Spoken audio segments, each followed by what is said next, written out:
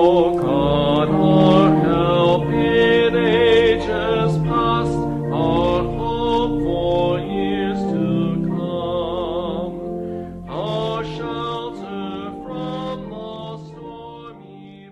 Welcome to this special edition of the King's Hand in History Briefing Podcast, a new feature of the King's Hand in History podcast where I bring to you short historical analysis and showing how the Lord worked through history in order to accomplish his purposes for this world. I'm Chris Van Dusen.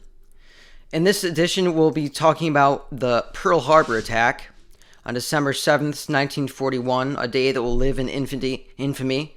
The Japanese attacked the U.S. port and naval base of Pearl Harbor, and it resulted in the loss of 2,403 Americans killed, along with many Japanese soldiers killed as well. But on December 7th, coming Saturday, will be the 83rd anniversary of the attack on Pearl Harbor. And I wanted to bring to you an analysis of what went on with that attack, how the Japanese were able to travel so far with such a large fleet and yet remain undetected. This is the major event that brought the U.S. into the war, and we should know that the World War II, it resulted in the destruction of fascism in Europe with Germany, Italy, along with eventually the impending destruction of communism in the Soviet Union, and also the destruction of anti-Semitism in Europe, in large part in ethnocentrism, with the Germans believing they were a superior race of humanity. But Pearl Harbor was the attack of the Japanese on the American port in Pearl Harbor in Hawaii in 1941 in December. The circumstances of this event where there were increasing tensions between Japan and America, the United States. Japan had actually been at war for quite some time with China because it was trying to take its resources. The U.S. had important trading stakes in China because we had gotten a trading outpost there, and we were trading with China, so we did not want, the United States, rather, did not want Japan to overtake China. And so in 1938, the U.S. started selling war loans to China in support of their efforts against the Japanese invasion of China. Japan they were seeking to have dominance in the Southeast Pacific region, and in that Southeastern Asian region as well.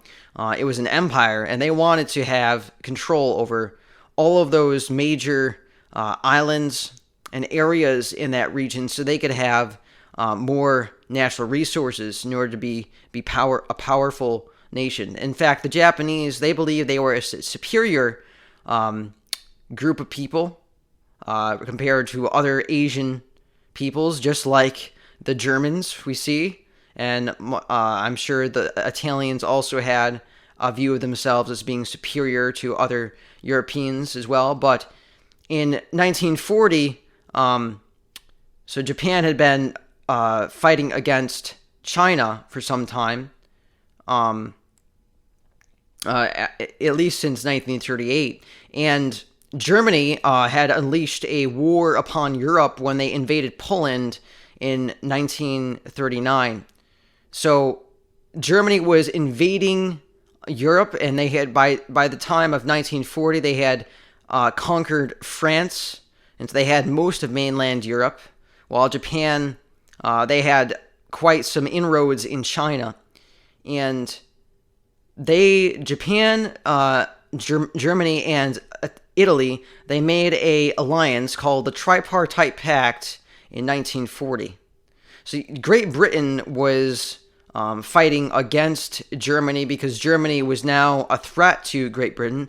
The goal of Hitler and Nazi Germany was, in fact, to take over at least all of Europe and to create a German empire, so to speak. So they were attacking actually the invasion, the assaults, air assaults on Great Britain began in 1940 with the takeover of France, and so Great Britain was at war with Germany. U.S. had an informal alliance with Great Britain, as both being Anglo-Saxon societies, also they being democratic republics, in contrast to Germany and Italy, which were fascist dictatorships. So there was already that alliance there, and now Japan was attacking China, which was supported by the United States. So Great Britain had an interest in America, in the United States, to enter the war so they could have help against Nazi Germany. So it was all being set up by the Lord, his sovereign hand, in this impending world war with eventually Great Britain and the United States and Canada and Australia against the Axis forces of Germany, Italy, and Japan, along with Russia joining the Allied forces as well, eventually. Japan now, because they wanted to have dominance over the Southeast Pacific region, they saw the United States as a threat. The United States, from the Spanish-American War, had control of the Philippines. The Philippines being a major group of islands in Southeast Asia with many natural resources, which was a very important thing for the Japanese. Now, the U.S. did not have much of a navy. In fact, most of its naval forces were near the United States, and this is why the Pearl Harbor was the target for the Japanese. The Prime Minister of Japan at the time was Chojo Hideki. He was eventually he came to the conclusion that they needed to attack the United States in order to eliminate the threat of the United States from preventing the Japanese from taking over that area of the Pacific. The admiral of the Japanese fleet, she has a Japanese name that I'm not remembering at the time right now, but his name was Yamamoto. He was actually a former student at Harvard, believe it or not, and he was in command of the Japanese naval fleet with their airplanes on their fleet carriers, their aircraft carriers. The emperor at the time, his name was Hirohito. Now, Japan, they were actually hesitant. There were many leaders in Japan that did not want to wage war upon the United States, but eventually those who were in favor of attacking the United States gained sway. And so in November 5th, Admiral Yamamoto and the Prime Minister ordered the Japanese assault to be carried out on the United States at Pearl Harbor. Pearl Harbor housing most of the U.S. naval forces, U.S. naval ships. In November 17th, Yamamoto held a last conference with his task force commanders, and the American Tokyo ambassador Joseph Grew told Washington, D.C. that Japanese security would prevent any notice of war warning. So from November 17th up until December 7th, the U.S. the U.S. leaders at least, were not expecting a Japanese attack. They saw from their reconnaissance, from their surveillance, from them intercepting Japanese radio signals, they saw that what they saw was the Japanese still having a defensive strategy and a defensive placing of their naval power in the region, in the Pacific theater. And so they were not preparing adequately for any type of attack at Pearl Harbor. But not only this, but the Japanese made major efforts to make sure that the United States would not have any trace of an idea that they were coming to attack U.S. soil. There were, according to an article, how the Japanese did it at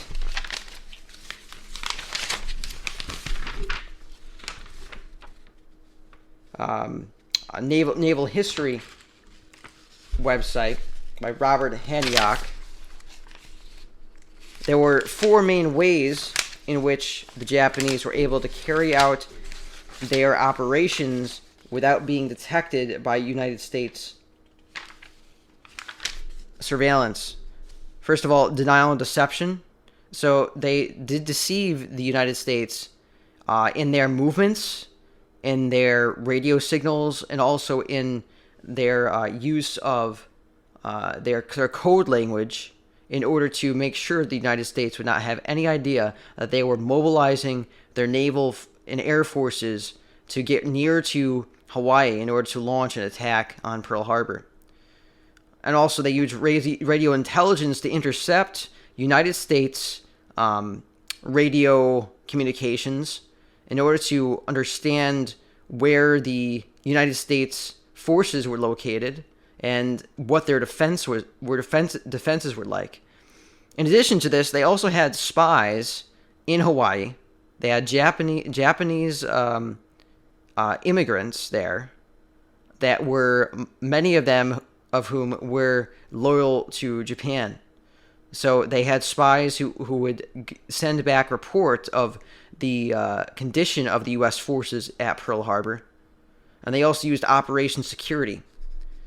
They made every effort in their movements to make sure the United States would not detect their radio signals from their ships and from their planes. In fact, during the time from the order that the fleet was to launch towards Hawaii to the attack, they did not use any radio in order to communicate with each other on the various ships.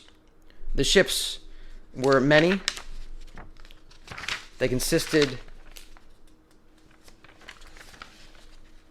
of... The fleet included 6 aircraft carriers, 2 battleships, 3 cruisers, and 11 destroyers. And they reached to a point of about 275 miles north of Hawaii. From there, about 360 planes were launched on Pearl Harbor. That was on December 7th. But in December 1st, Emperor Hirohito gave permission to the Japanese government to conduct war on the U.S. So that's when officially the emperor gives the permission. And then finally in December 6th, Japan breaks off all negotiations with the U.S. through a message to the Washington embassy. And that message, the final message that they were declaring war did not come until December 7th, after the attack had started in the morning. But some lessons to be learned from this, because we now live in a day in which reconnaissance, surveillance, communications is now even more important in our warfare. And so we should realize that the enemies of democracy and republicanism, specifically Russia and China, they are making efforts in order to detect our communications. It's out there. It's out there on the internet. And so you should just be wary about what you put out there. And we should also realize that just as Pearl Harbor, the attack on Pearl Harbor was sudden, attacks now can be even more sudden. The Americans really, they had several hints that there was a Japanese attack, but for the most part, at least the military commanders did not really believe that there was going to be an attack there.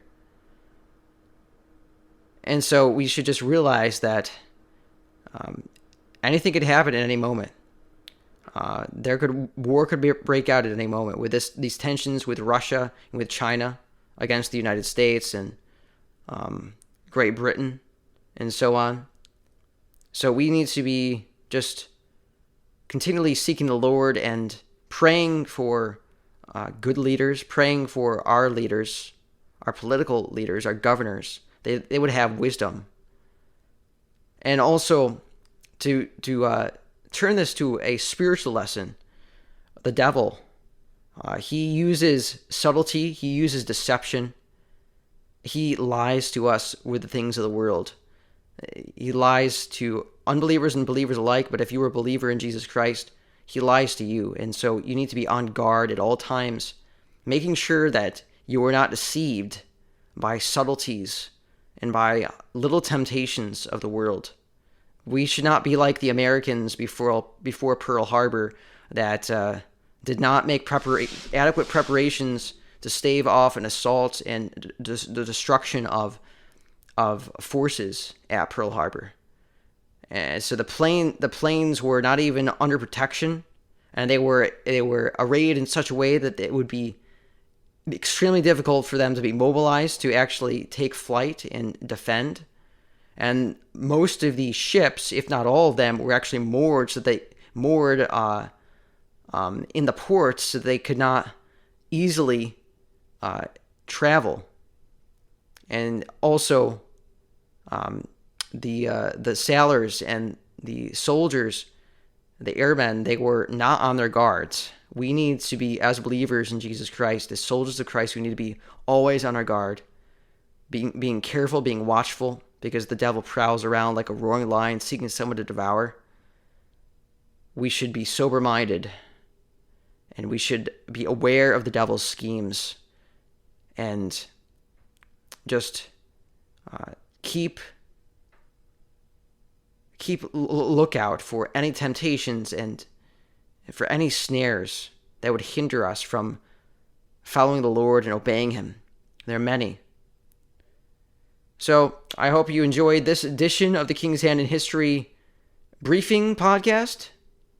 Until next time, I hope you've been encouraged by it. I believe that I'll probably cover another section of the Pearl Harbor attack in commemoration of December 7th, the attack on Pearl Harbor. Until next time, keep seeking to see the King's hand in everything. And if you are on Facebook, please visit the King's Hand in History podcast students, and also my blog, bearingchrist.blog. And please consider liking this and subscribing to this podcast. We should have another full-length edition for you very soon. So thanks for listening again, and God bless. Hey, do you enjoy reading, studying the Bible, and learning how to become more like Jesus and what the message of the Bible is all about? Well, I have a Bible study blog called Bearing Christ Crucified and Risen. Its motto is to know Christ and Him crucified. I have hundreds of Bible studies and devotional articles, as well as book reviews. And there you can also check out my book, The New Covenant Answer to Western Christianity, Recovering and Applying the Apostles' Teaching on the Church. So if you're interested in that, please head over to bearingchrist.blog. That's bearingchrist.blog, to know Christ and Him crucified.